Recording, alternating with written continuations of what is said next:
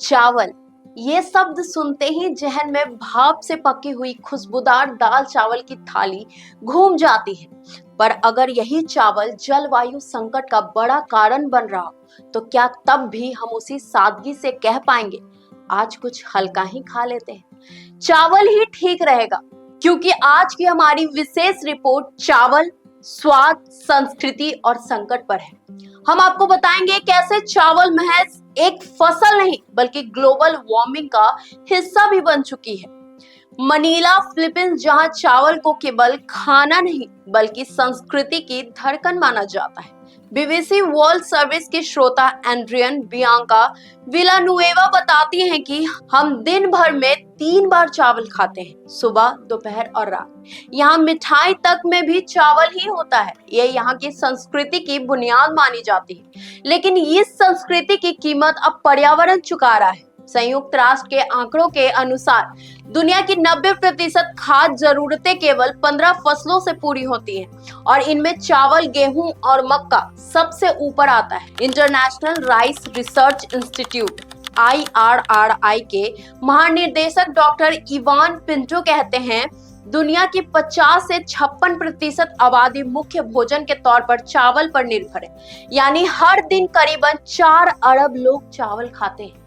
लेकिन क्या यह निर्भरता अब हमारे पर्यावरण के लिए भारी पड़ रही है? टिल्डा कंपनी के CEO जिन फ्लिप के अनुसार 1 किलो चावल उगाने में 3000 से 5000 लीटर पानी लगता है। इतना ही नहीं, चावल की खेती के दौरान खेतों में भरे पानी से निकलती है मीथेन गैस, जो ग्लोबल वार्मिंग में 30% तक योगदान देती है। IRRI का मानना है कि सिर्फ चावल उत्पादन ही एग्रीकल्चर से होने वाले कुल ग्रीन हाउस उत्सर्जन का 10% है। क्लाइमेट इम्पैक्ट ऑन राइस का मानना है कि भारत में 2024 से धान के मौसम में तापमान 53 डिग्री सेल्सियस तक गया, जिसमें रिकॉर्ड तोड़ गर्मी दर्ज की गई। बांग्लादेश में बार बार आने वाली बाढ़ें फसलें तबाह कर दी गई, लेकिन इसके समाधान भी खोजे जा रहे हैं। IRRI की लैब में विशेषज्ञ 1,32,000 धान के किसानों का अध्ययन कर रहे हैं। डॉक्टर पिंटो बताते हैं, हमने एक ऐसा जिन खोजा है जिससे पौधा पानी में 21 दिन तक जीवित रह सकता है और उपज पर कोई बुरा असर नहीं पड़ता। ये खोज बांग्लादेश जैसे बाढ़ प्रभावित इलाकों के लिए उम्मीद की एक नई किरण बन रही है। इसका विकल्प ये है कि कुछ देशों ने चावल की खपत कम करने की कोशिश की।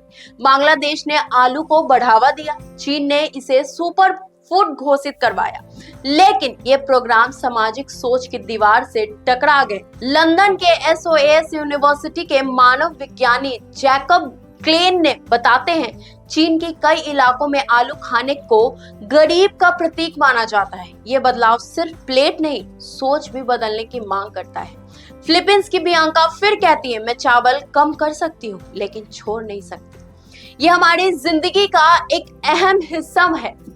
इससे एक सवाल सामने आता है कि तो क्या हमें चावल खाना छोड़ देना चाहिए? तो नहीं, लेकिन जिम्मेदारी से खाना चाहिए। टिकाऊ खेती के मॉडल अपनाना चाहिए और विकल्पों को स्वीकारना चाहिए। यही हमारा भविष्य है। खाना सिर्फ जरूरत नहीं है, अब एक पर्यावरणीय जिम्मेदारी भी है, क्योंकि अगर जमीन जिंदा रहेगी तभी हमारी रसोई भी बचेगी। आप इस मुद्दे पर क्या सोचते हैं, हमें जरूर बताइएगा। अगर आपको ये वीडियो पसंद आई होगी तो चैनल को लाइक कीजिएगा, शेयर कीजिएगा और सब्सक्राइब करना बिल्कुल नहीं भूलिएगा। तब तक के लिए धन्यवाद।